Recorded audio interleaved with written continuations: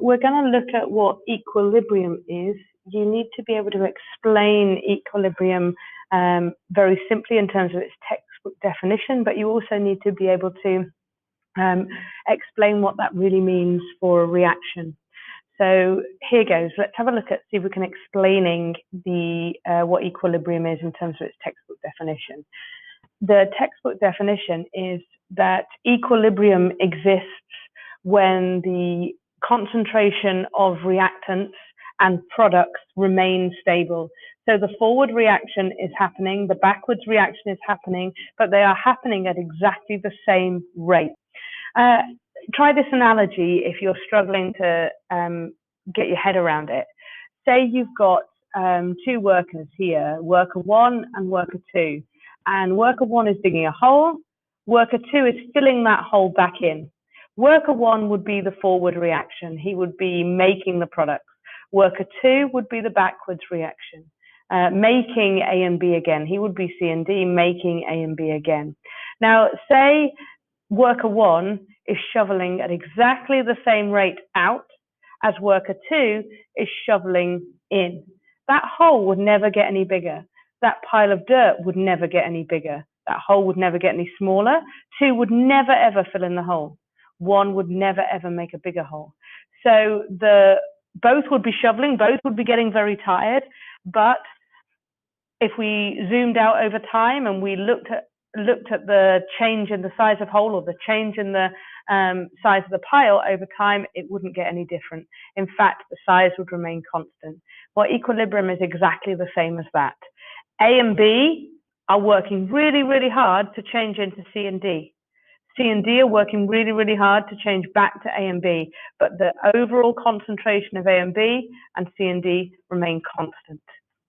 So lots of people think, okay, then they must be the same. We must, at equilibrium, have exactly the same concentration of A and B as we do C and D. Well, that's not necessarily the case. Just because they remain constant doesn't mean that they will be exactly the same. Have a look at this. It might be that they are exactly the same. This is the forward reaction. Hydrogen plus iodine making hydrogen iodide. So this would be the forward reaction here.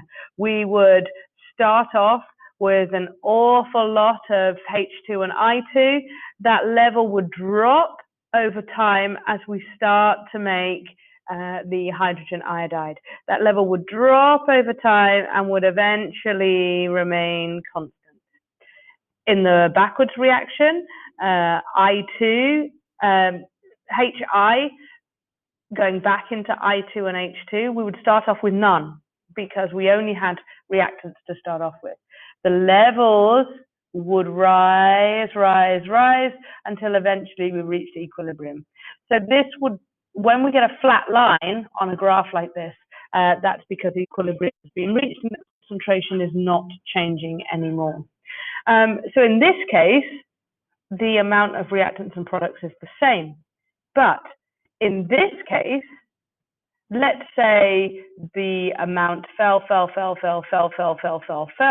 of H2I2. But in this case, the amount of HI rose. Actually, we don't have exactly the same concentration.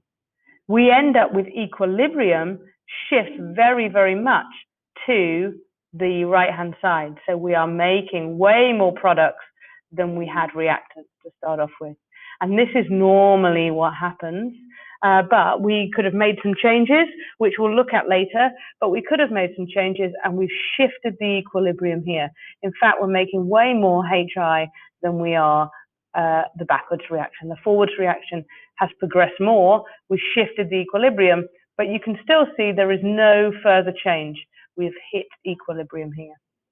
So what must happen in order for equilibrium to be reached? There's 4 criteria that we need to fill. First of all, the system must be closed. We cannot have it so that we're drawing off the HI. If we were drawing off the HI, then we would be shifting the equilibrium constantly. So if we want equilibrium to be reached, if we want there to be no further net changes, we need to make sure that the system is completely closed. We need to make sure that both the forward reaction and the backward reaction are still progressing. If only the forward reaction happens, and there is no backward reaction, equilibrium only exists in reversible reactions. The rate must be exactly the same. So that is, in a nutshell, equilibrium. The concentration doesn't change because the people are shoveling at the same rate, if you like. And the amount of reactants and products do not have to be equal. Okay, they must be constant, but not equal. So that's it for equilibrium. Next, we are going to look at how we shift the equilibrium.